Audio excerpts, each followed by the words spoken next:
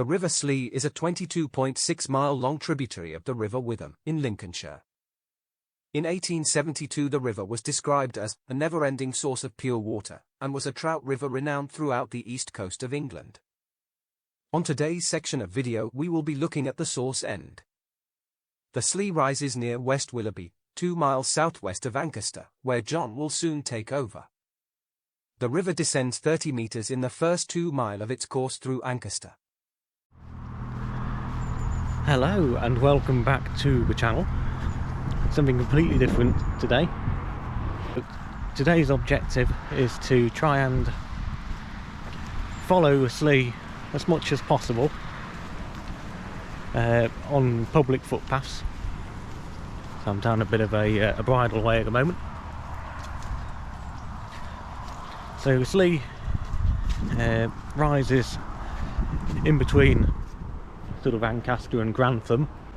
At present I am just west of Ancaster. What I'm doing now is wandering down to go and find the Slea. Now I am filming this 3 days after quite possibly one of the biggest rain showers in history, so there's a lot of standing water around. Also, I've done this as a bit of a spur of the moment sort of jobby, and I've left my wellies in the back of my wife's van, so footage will be limited. Pretty decent puddles coming up ahead, so yeah.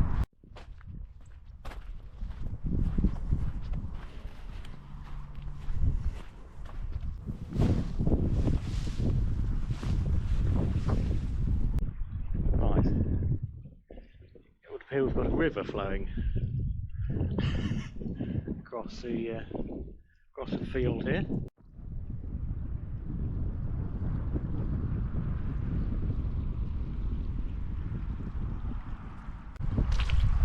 Wet feeds.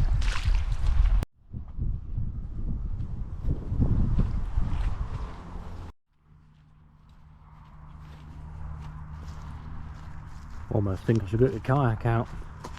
Current location, I believe to be the earliest point you can see the River Slea from a public footpath. There's my first glimpse of the Slea.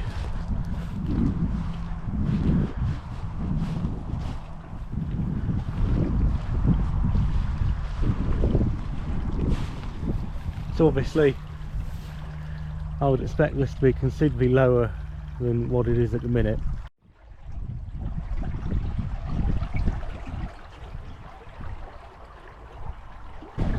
So that's the first part of the Slea you've seen. Like I said, it does flow in this direction. I believe the source to be over the other side of the road.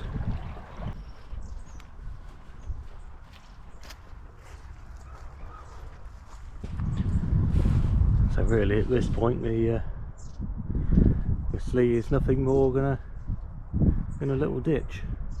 So in that direction you've got woodland waters, and I do believe it flows behind woodland waters. So at this point what I'll do is I'll probably catch you up the other side of woodland waters. I'll put a map on the screen now for you to have a look at as to where it flows behind woodies, and I'll catch you back in the village of Ancaster. Right, so we're now in the centre of Ancaster on the high street. And there's the Slea running underneath me. You can already see it's getting a little bit wider already. I mean, we have had a damn sight lot more rain than usual at this point.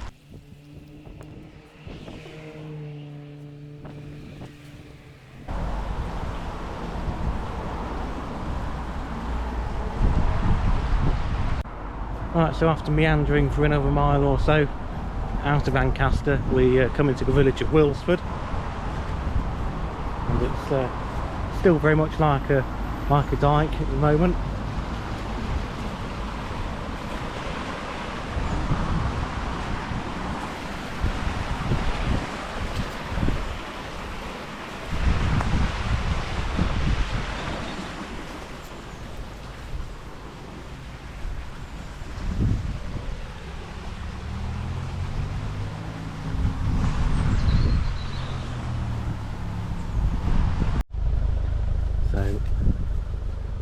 on the eastern side of Wilsford. It flows just behind the allotments, which is where I am now. This little tour is bringing me on all the most interesting places. Possibly you've not actually seen a great amount of the Slea yet, you've just seen little snippets of it. Continuing west from Wilsford over the Kelby Lane level crossing, we should hopefully pick up the Slea. I can hear water, that's a good start. Should hopefully pick up the Slea going underneath this road on a little culvert. Where we are now is not far off the golf club, so I'll pop a little pin on the map there to where that is. There's a bridge here, so I'm expecting the Slea underneath it. Oh, it's bone dry. If you follow the Slea exactly from where I was at Wilsford, it brings you to this exact point.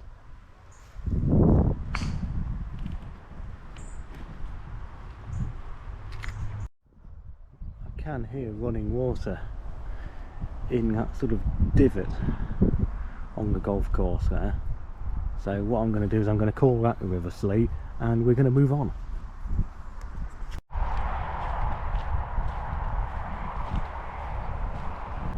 Right, we've got a short walk down a farm track. Again, I'm keeping this all on public land, so if you did want to have a look at all these areas yourself, you can do. I'm heading towards a place called Boiling Wells Farm, where I'm hopefully going to pick up the Slea again back in the direction we've come from. You've got Sleaford Golf Course, which I'm fairly sure the Slea must run through some way, shape or form, or very close to, because that dried up beck which we've both seen, just doesn't make any sense to me. That really doesn't. So if you're a local or anything, or you know a little bit more about the Slea, drop a comment. I'm always keen to know people's opinions as to what things are and where things go.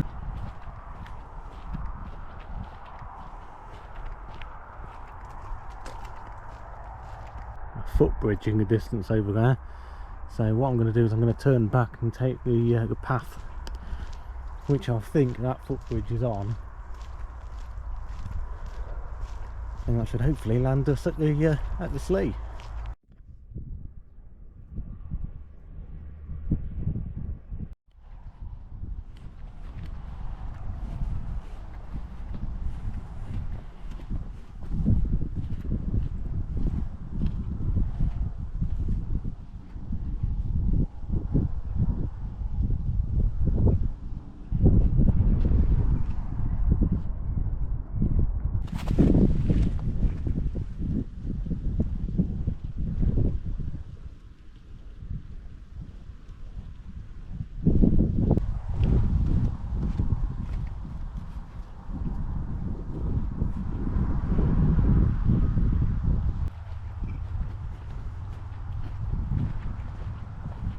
That's a little Easter egg purely for the wife. Shout out to Maria. Hello darling. Put them in for you, because I know how much you absolutely hate people who set the camera up, walk away from it, set the camera up, walk away from it. I can tell you now, it's not for me. So sorry you're not going to get any artistic shots like that on this trip, apart from the one just now, but that was a piss take. So we're going to go onwards in a latter direction, and we're aiming for the A15 road bridge. And at that point, I know the Slea's quite a lot larger than it is here, but it's only 3/4 of a mile maybe, because I drove over there yesterday and it was almost fit for bursting. So let's have a look, see what it's like today. Right, so here we are. That's the A15 road bridge. And as you can see, the river's widened out nicely now, and it's much more like a river. It is worth noting, obviously, the fact that we've had a lot of rainfall in the past 3 to 4 days. This river is normally, I'm going to say, between 2.5 and 3 metres wide. I mean, at present you're sort of looking at between 4 and 5. So it's got a little bit more of a flow on it than it usually does. Water's surprisingly clear in comparison to some of the Slea I've seen before, which is in flood at the moment. You may or may not get to see that today. That might be in part 2. Just depending on how well I get on today. As you can see, the water's pretty darn clear. Got some underwater cabbage floating around in there, and it's sort of flowing at about 2 miles an hour. So it's something which I quite like to paddle on, to be fair. So I have actually parked the car in a bit of a naughty place. You're not really meant to be down there, but it's quiet enough and it's near the river. And I'm contemplating, if the weather and the water levels remain good for next weekend, although I'm working on Saturday, so it might be a Sunday jobby, might actually come down here and drop the kayaking, because that's looking awfully tempting. The launch looks a little bit sketchy though, so it'd be a good test for the dry suit, I think. And if you are interested in that sort of material like kayaking and testing out of what I think I've brought is the UK's cheapest dry suit, so I will be testing that out at one point on the channel. It may be before or after this video, I don't quite know what order they're going to come out in yet. But yeah, now I'm walking alongside it here, and you can see I'm keeping up. In fact, I'm just overtaking that twig. So yeah, should be kayakable quite easily. I think that'll be a bit of fun. Where that sort of grass is down there, that's the edge of the bank normally. So it's up by about another probably 1.5 to 2 foot at present. You may or may not see in the distance there is a what would have originally been a railway bridge for one of the Sleaford lines, which I believe was called the Cranwell line. Just bear with me whilst I try and negotiate this big puddle, which went over there. It's now closed off, and that's actually where I've got the car parked at present. You can see actually how close this is to breaching its banks, because that's actually part of the river.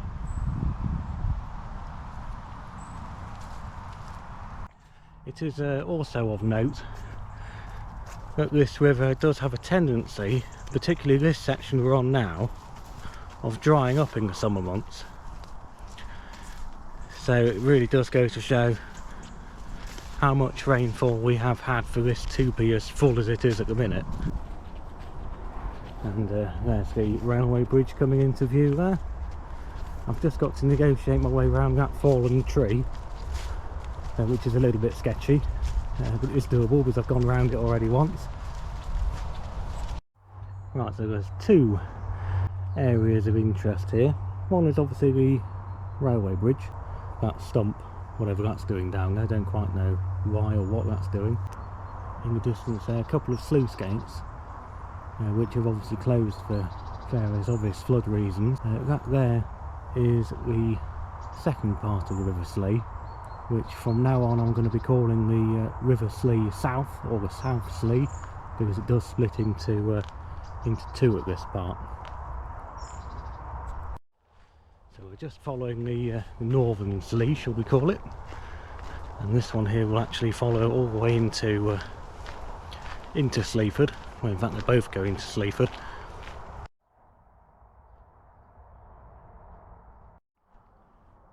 There's the famous black duck of Sleaford.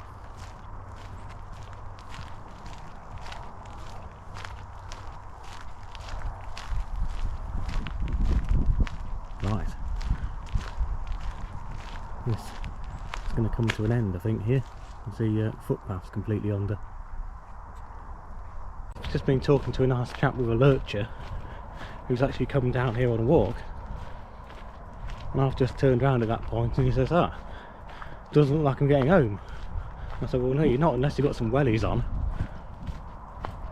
So he's now about turned and he's a short distance behind me, and he's going to try and go back home the long way. This is an overview of the two sections of river as they pass through the market town of Sleaford.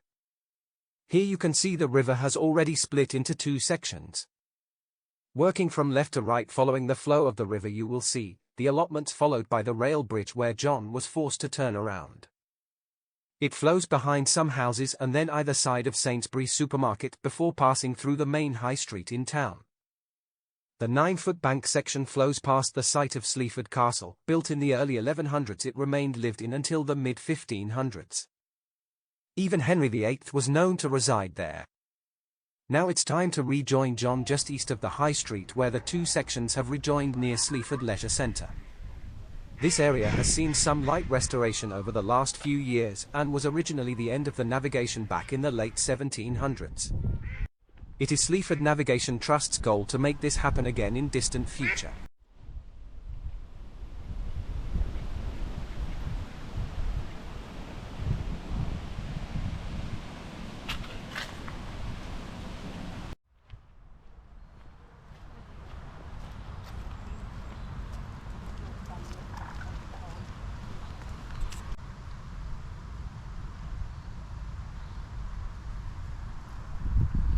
I've not actually been down here before. This is Lollycots Field, which is just off the side of the river.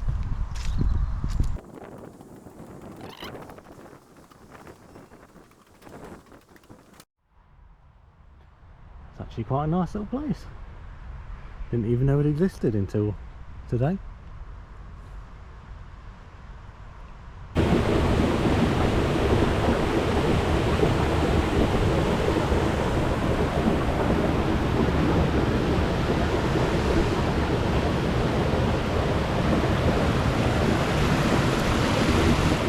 Well, it's safe to say there's quite a lot of water coming out of that.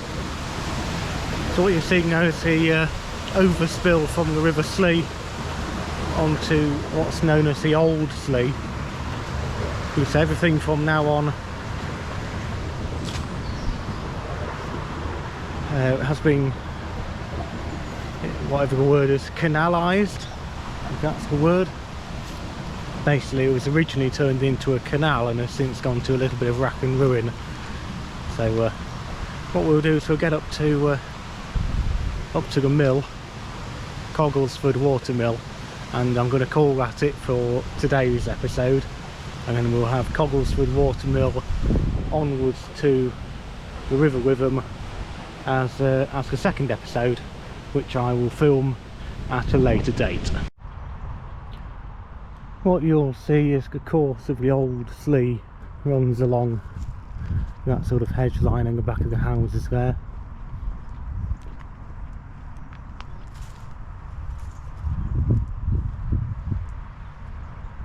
Sleaford. And I've got the new Slea to the left of me, and it should be from this point onwards you should be able to walk the entire length from here all the way through to the Witham, but you actually can't, so you have to stay tuned to episode 2 for all the reasonings.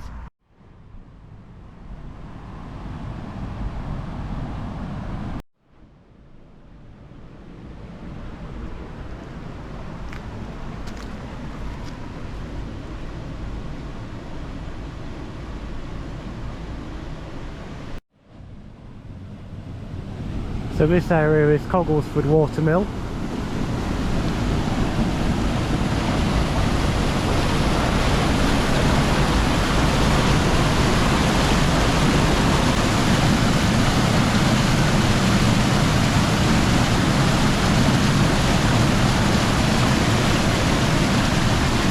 you watch that green plastic bottle, that's exactly why you don't want to get caught up in one of these things.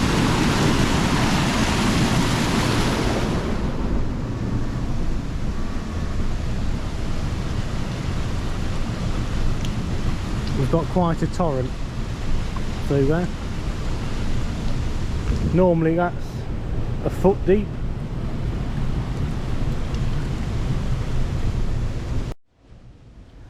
There is an awful lot more water than usual in here.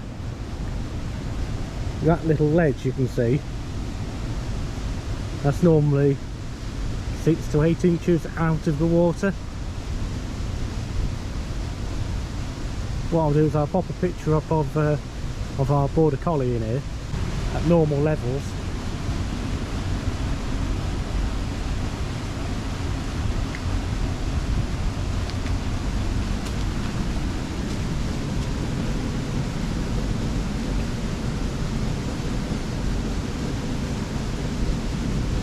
Right, so I'm going to wrap that up here.